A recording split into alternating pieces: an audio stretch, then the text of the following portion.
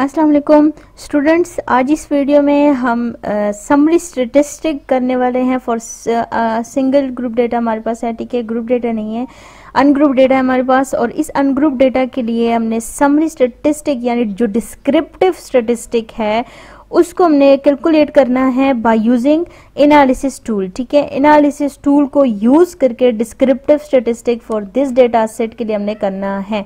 और ये data set आप देखें हमारे पास जो है तो यहाँ तक कंप्लीट डेटा सेट है।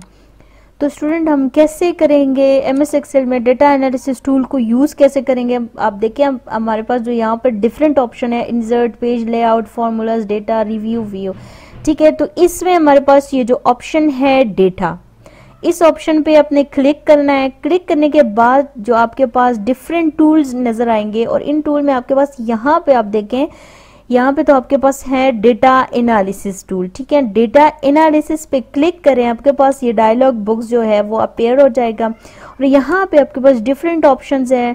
आप जो डिटेल के साथ हम इन तमाम ऑप्शन को करेंगे, ठीक है, नेक्स्ट वीडियोस में हम डिस्कस करेंगे। बट यहाँ पे जो हमारे पास फर्स्ट हमारा टॉपिक है वो है डिस्क्रिप्टिव स्टैटिस्टिक। तो इन तमाम ऑप्शन में से आपने सेलेक्ट करना है डिस्क्रिप्टिव स्टैटिस्टिक। डिस्क्रिप्टिव स्टैटिस्टिक को सिलेक्ट करने के बाद आपने कर देना है ओके।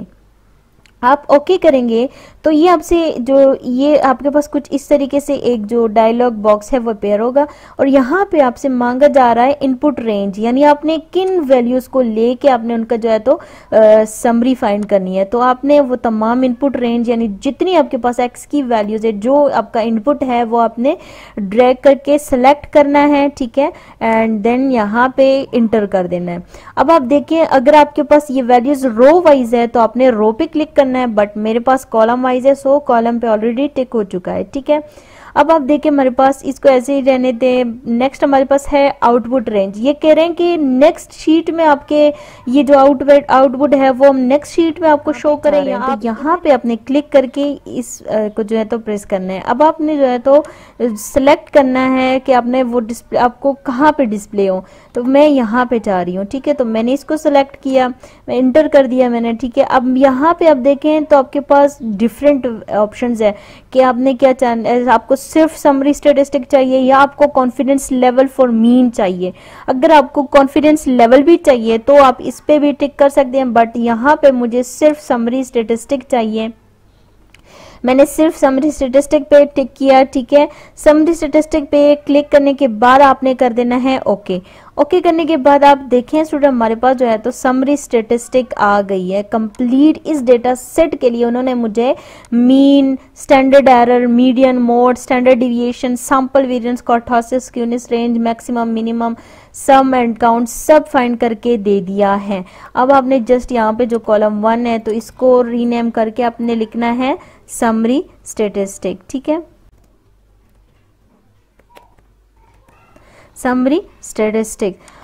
तो ये देखें हमारे पास स्टूडेंट्स ये हमारे पास हो गया समरी स्टैटिस्टिक्स। और अब आपने जो आपको रिक्वायर्ड रिजल्ट था वो आपके पास कंप्लीट हो चुका है। तो सिंपली स्टूडेंट आपने क्या करना है, जस्ट डेटा एनालिसिस टूल का यूज करके समरी स्टैटिस्टिक क्रिएट करनी है फॉर अनग्रुप डेटा। ठीक है, तो ये हमारे पास सिंपल सा एक मेथड था जो मैंने आप लोगों के साथ शेयर किया।